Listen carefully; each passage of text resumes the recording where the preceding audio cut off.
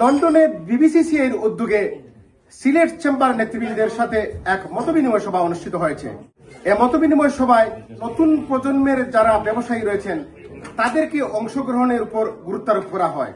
বিজনেসের যে প্রতিবন্ধকতা রয়েছে, আমরা সিলেট চেম্বারের ডাইরেক্টরদের সাথে যেগুলো আমাদের সমস্যার কথা তুলে ধরেছি, ওনারা সম্ভাব্যর কথা তুলে ধরেছেন বাংলাদেশে ইনভেস্টমেন্টের। Silet Chamber promised us to facilitate whatever necessary for our investors to go Bangladesh and do investments. They're always there to support us.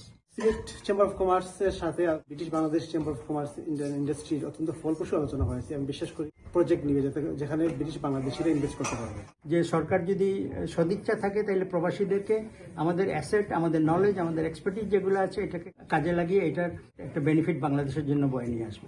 BBCCI লন্ডনের ভাইস প্রেসিডেন্ট AH মোহাম্মদ নুরুজ্জামানের সভাপতিত্বে ও লন্ডন রিজিয়নের প্রেসিডেন্ট মোহাম্মদ মনির আহমদের সঞ্চালনায় এই অনুষ্ঠানে বিবিসি সহ সিলেট চেম্বারের নেতৃবৃন্দ উপস্থিত ছিলেন।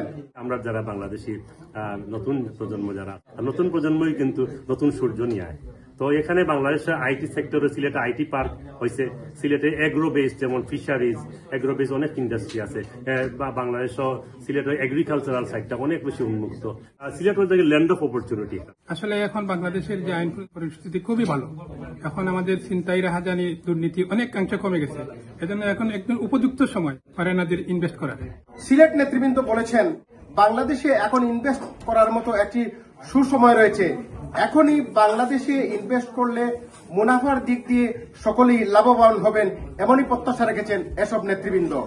লন্ডনের বিবিসিআই চেম্বার থেকে চৌধুরী মুরাদ, ব্রিজ বাংলা, লন্ডন।